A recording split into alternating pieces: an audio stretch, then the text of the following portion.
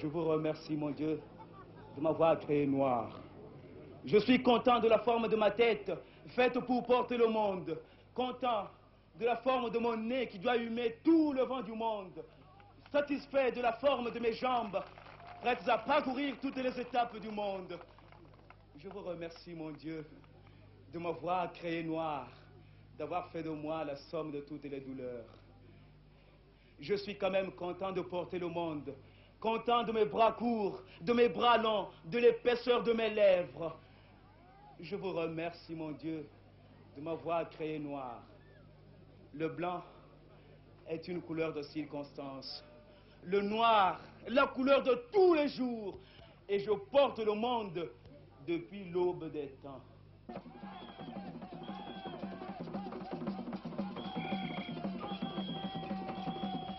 Ce poème à la gloire de la race noire et ses ballets traditionnels de l'autre Congo, c'est-à-dire celui de Brazzaville, figurent à toutes les représentations culturelles qui sont données sur le territoire de l'ancienne colonie française. Depuis la Révolution, c'est-à-dire depuis les 3 jours d'août 1963, qu'on appelle ici les Trois Glorieuses, et qui virent le renversement de l'abbé Fulbert Youlou, le Congo-Brazzaville cherche sa voie. Le camp militaire porte toujours le nom de celui contre lequel fut dirigée la révolte. Le nouveau régime s'affirme socialiste. Il est un des premiers en Afrique à avoir reconnu la Chine de Pékin, dont il reçoit une aide financière et dont l'influence est réelle. Il est également un de ceux qui manifestent une réserve marquée à l'égard des États-Unis du fait de sa politique envers le Congo d'en face. Il conserve des rapports étroits avec la France, dont l'influence demeure prépondérante. 15 mois après la Révolution, le Congo cherche son deuxième souffle et croit l'avoir trouvé en confiant à la jeunesse le soin de défendre et de faire progresser le régime socialiste. Cette jeunesse dotée de pouvoirs effectifs de police a pris son rôle très au sérieux, un peu trop même. Elle fouille les voitures, contrôle les allées et venues, surveille les actes des Africains et des non-Africains, établit des rapports sur les fonctionnaires et surveille même son responsable suprême, M. Ombessa, ministre de la Jeunesse et des Sports.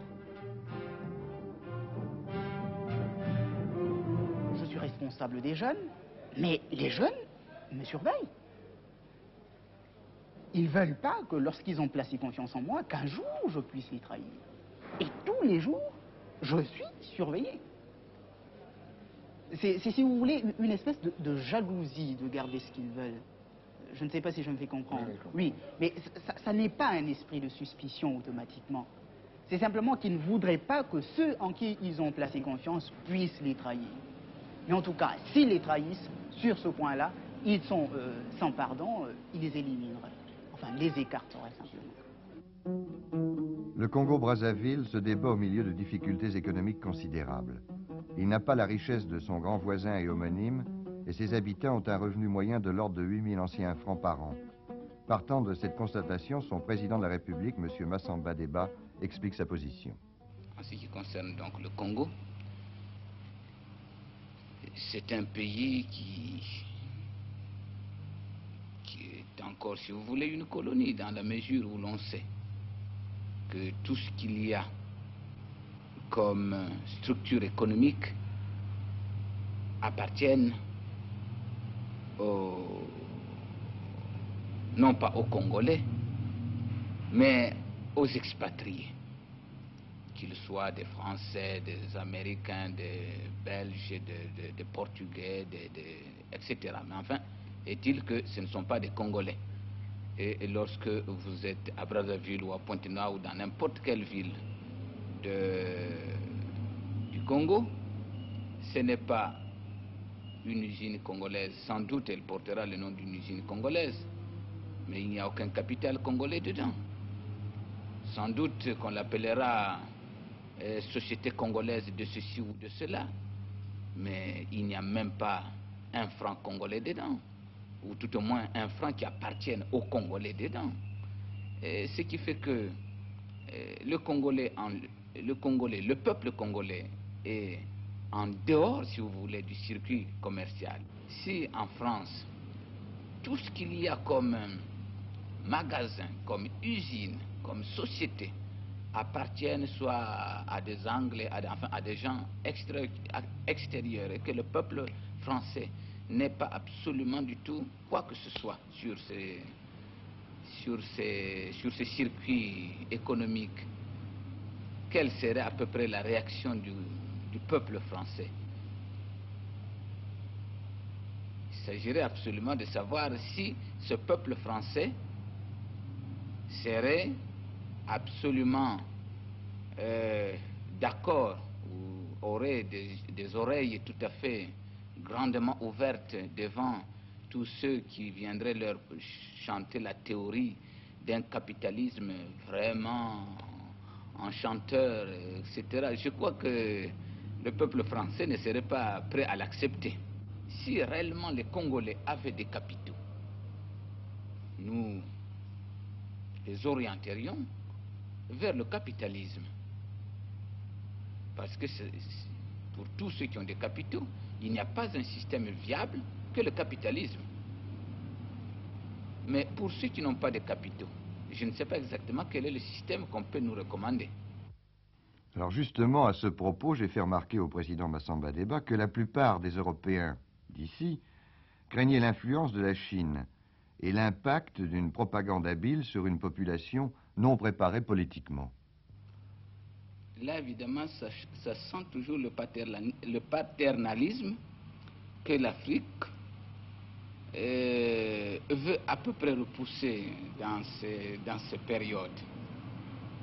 Parce que l'Afrique se sent absolument suffisamment mûre pour savoir prendre ce qui lui convient et laisser ce qui ne lui convient pas. Mais dans la mesure où l'Europe voudrait plutôt nous dire que telle chose, ce n'est pas bien, ce n'est pas convenable, etc., votre estomac est encore trop faible, l'Afrique, elle, dit, mon estomac est assez solide. Mais de toute façon, solide ou pas, je vais essayer d'abord. Si j'ai des coliques, évidemment, ce n'est que moi qui aurai des coliques. Ce n'est pas vous. Le Congo-Brazzaville va-t-il attraper la colique? C'est la question que tout le monde se pose ici. Et les trafiquants de diamants, autant sinon plus que tous les autres, car le trafic de diamants est considérable. Au beach, c'est-à-dire là où arrivent les bateaux qui viennent du Congo d'en face, il ne se passe pas 2 jours sans que des trafiquants accostent. On les retrouve en ville, où des diamantaires, venus d'Europe ou d'Amérique, et représentant les plus grandes sociétés mondiales, les attendent. Voici ce qui se passe derrière les portes. Une main noire tend un petit paquet qui vaut des millions à 2 mains blanches. Et l'expertise commence.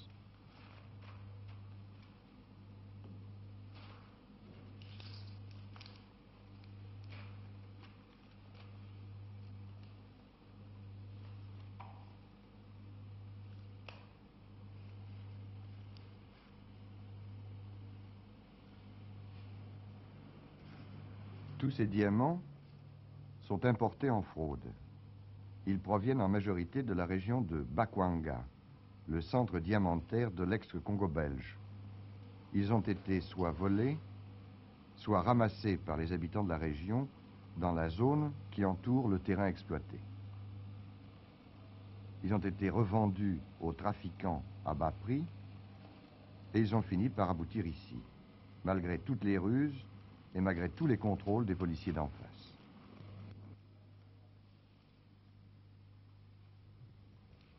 Beaucoup de trafiquants les avalent, et il arrive qu'il faille les opérer d'urgence lorsqu'ils sont à Brazzaville. Certains en passent de cette façon plus d'1 kilo chaque fois. Les diamantaires font leur travail officiellement, et le gouvernement du Congo-Brazzaville prélève les taxes à l'exportation lorsque ces derniers font leurs expéditions en Europe. Les chiffres officiels indiquent que 10 milliards d'anciens francs de diamants ont été ainsi exportés l'an dernier, alors que le Congo ex-français n'en produit pas un seul. C'est le premier poste de tous les produits exportés. Mais ces chiffres sont certainement très inférieurs à la réalité. Environ 600 trafiquants font sans arrêt l'aller et retour entre Bakwanga et Brazzaville. Les sommes qui sont en jeu sont tellement énormes que pratiquement ils ont pu s'assurer de toutes les complicités nécessaires en face, en profitant de l'anarchie qui y règne.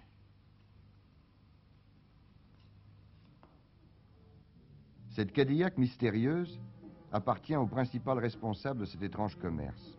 C'est un Africain, dangereusement puissant. Il prélève son pourcentage au passage sur toutes les opérations. Il est même propriétaire de l'immeuble qui abrite l'ambassade de Chine populaire.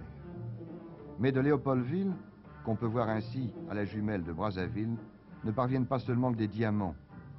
Les ondes de la radio d'en face traversent aussi le fleuve. Ce n'est un secret pour personne. À Brazzaville, la viande de bœuf est remplacée par les boîtes de conserve importées tout droit de Pékin, lesquelles boîtes sont distribuées aux pauvres chômeurs qui sont les gens en face. Nos frères congolais de Brazzaville, non habitués à cette viande de conserve préparée à la sauce chinoise, crèvent par dizaines chaque jour. Quant à la mortalité infantile, elle est montée en flèche et dépasse de loin celle qui y régnait avant la colonisation française. Plutôt que de développer l'économie et donner à chacun son pain quotidien, les politiques ailleurs d'en face ont dépensé tous leurs fonds à l'entretien des instructeurs chinois qui entraînent les rebelles congolais à la chinoiserie. C'est là une déformation intellectuelle des autorités du Congo-Brazzaville depuis leur découverte du monde soi-disant socialiste. À ces attaques, Brazzaville riposte avec la même violence. Et dans cette guerre des ondes, elle dispose d'un atout, la télévision.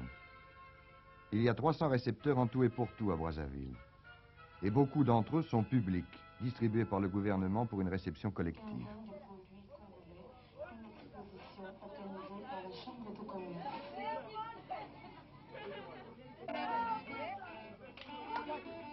La tension entre les deux Congos était telle la semaine dernière que le ministre de l'Information de Brazzaville parut à la télévision pour faire une déclaration qui n'excluait pas l'hypothèse d'un conflit militaire.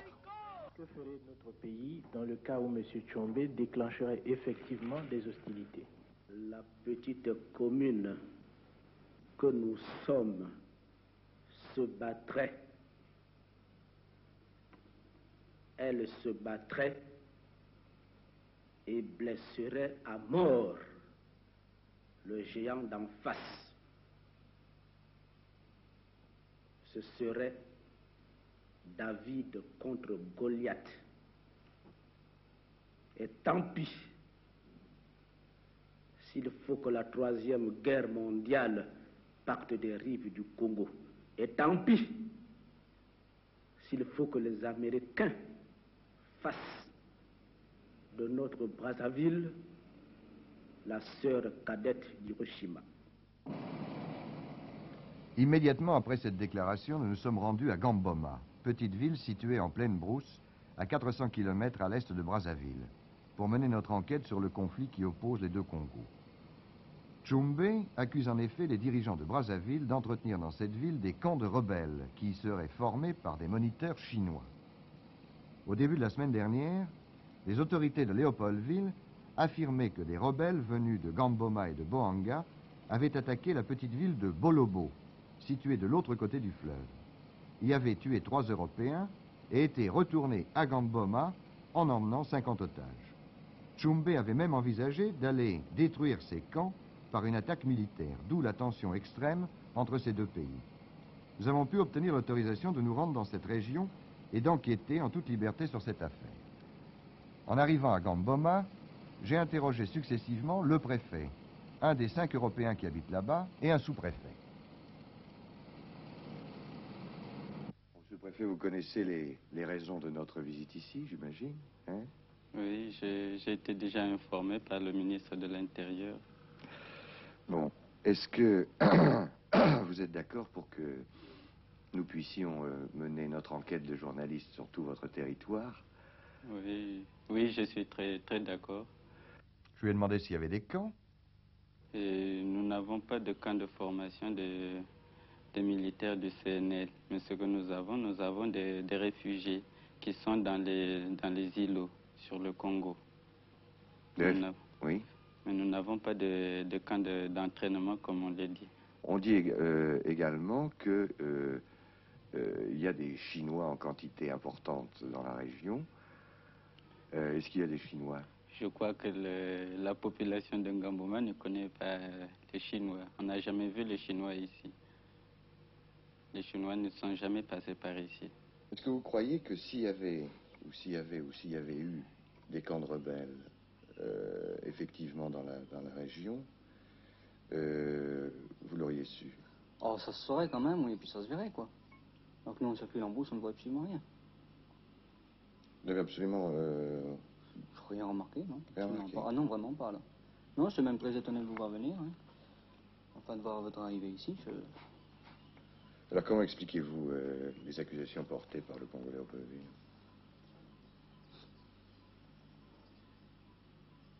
Vous posez...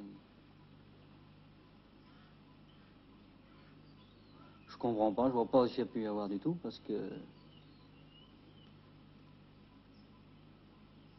Dans les accusations que lance M. Tchombe contre le Congo-Brazzaville, il dit que je ne sais plus combien d'otages ont été emmenés du Congo-Léo vers le Congo-Brazzaville, c'est-à-dire dans votre région. Est-ce que vous croyez que c'est possible? Mais non, ce n'est pas possible du tout. Ce n'est pas possible. Parce que d'autant plus que nos hommes ne vont plus là-bas. Même à Ngamboma, nous n'avons pas de militaires, nous avons juste 4 gendarmes. Alors nos 4 gendarmes ne suffisent pas pour traverser la rivière puis aller de l'autre côté et faire la guerre puis prendre des otages et amener 50 hommes. Est-ce que vous n'avez pas peur que, malgré tout, que de l'autre côté, il y ait une attaque de la part du Congo-Léo contre votre rive? Jusqu'à présent, nous, en Ngamboma, sauf que la population du quartier qui a peur, mais nous, l'administration, nous sommes tranquilles. On ne s'en fait pas, on attend. Une heure à peine après cette phrase rassurante, le village était en ébullition. Nous n'avons pas très bien compris ce qui se passait tout d'abord. Des femmes couraient en tous sens, des baluchons et des malles sur la tête, et semblaient fuir un danger invisible. Des hommes discutaient, puis nous avons vu sortir des fusils et des armes de toutes sortes, au milieu d'une pagaille qui ressemblait fort à une panique.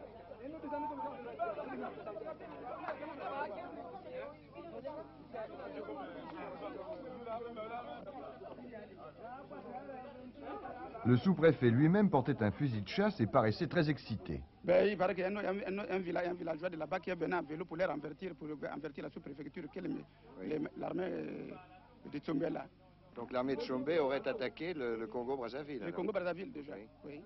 Bon, ils seraient à combien de kilomètres d'ici? À 50 km, au village au Baba. Oui. Bon, en imaginant combien de temps faudrait-il pour qu'ils viennent ici? S'ils sont Pénal, il faut 2 heures environ. 2 heures? 2 heures. Et de quoi vous disposez comme armes dans la ville? Mais presque pas, sauf des armes de chasse. Oui. Oui. Les armes de chasse seulement.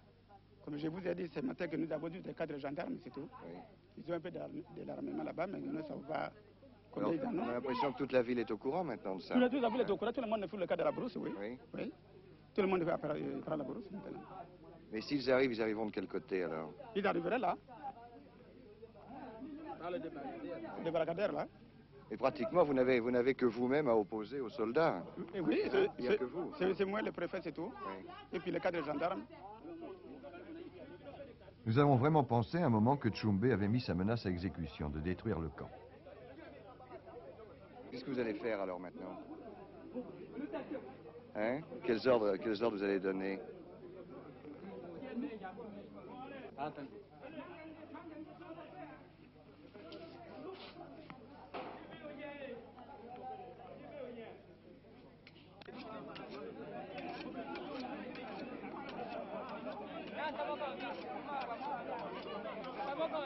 Qu'est-ce que vous allez faire avec ça? Vous croyez que vous allez pouvoir lutter contre les gars? Oui, c'est Hein? Vous croyez que vous allez pouvoir vous battre contre les soldats avec ces armes-là? Hein? Pourquoi? Pourquoi? Hein? Ah non. Les jeunes qui étaient autour ne voulaient pas qu'il parle. Et au fur et à mesure que le temps s'écoulait, l'excitation gagnait les hommes. Et la panique s'emparait des femmes qui fuyaient vers la brousse. Près de 2000 femmes et enfants ont ainsi quitté le village. Le seul poste radio lançait des messages affolés à Brazzaville.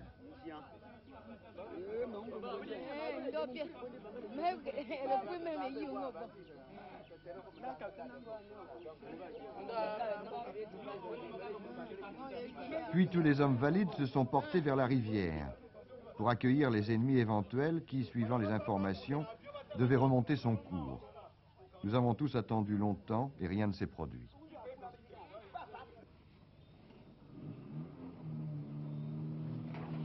Pour en avoir le cœur net, et aussi pour poursuivre notre enquête, nous avons décidé alors de rejoindre le fleuve Congo, situé à 80 km de là, en empruntant la seule piste existante qui traverse une région de marécage.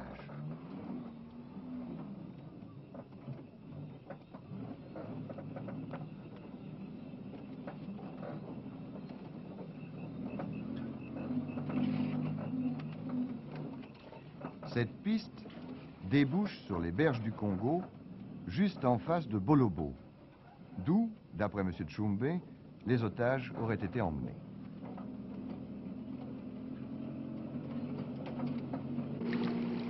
Après la voiture, nous avons emprunté une pirogue pour parcourir le fleuve.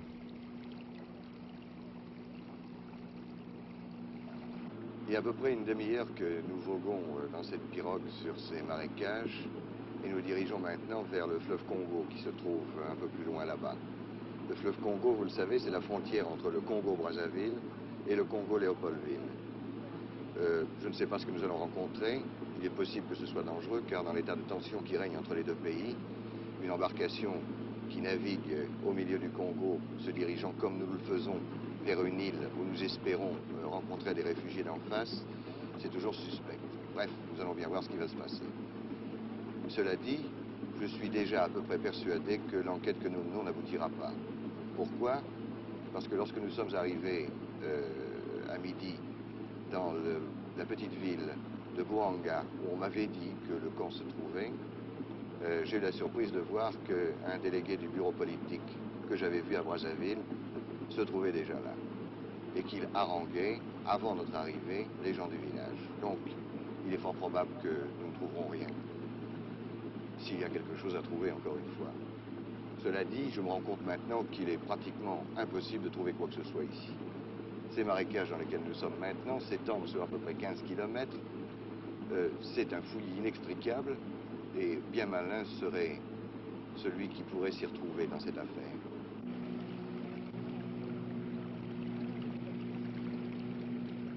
Durant 5 heures, nous avons sillonné le marécage d'abord, puis le Congo ensuite, dans une sorte de no man's land, constellé d'îles, à la recherche soit des réfugiés, soit des camps.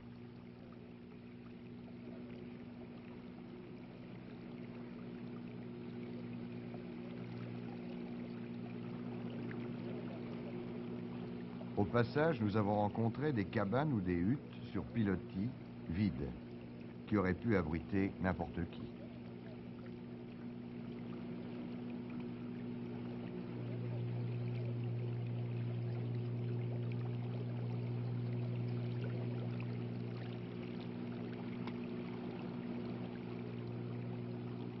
Puis nous avons rencontré d'autres îles marécageuses, où règnent surtout les crocodiles.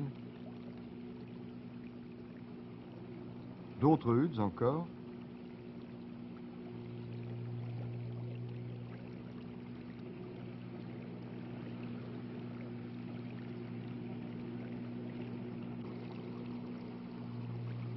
Puis, enfin, des habitants. Des réfugiés, peut-être? Ou peut-être encore des rebelles? Ça fait combien de temps que vous êtes arrivé? 2 jours. Hein? 2 jours. 2 jours? Oui, monsieur.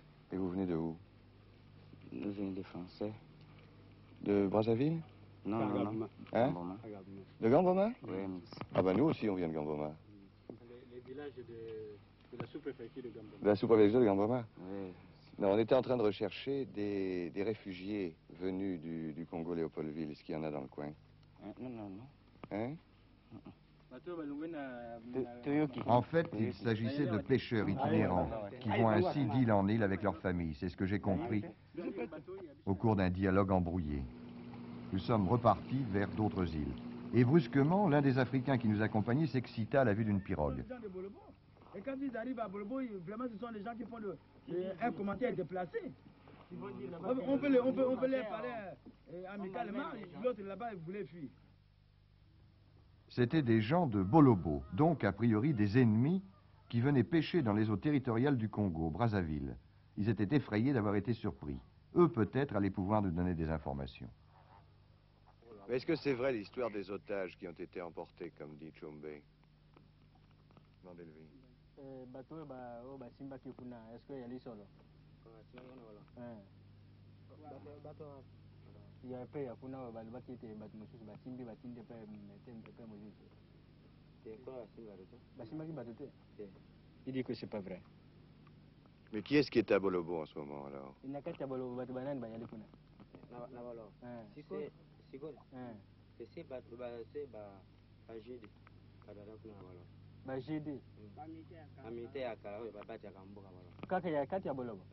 sont des soldats du Congo Léo seulement.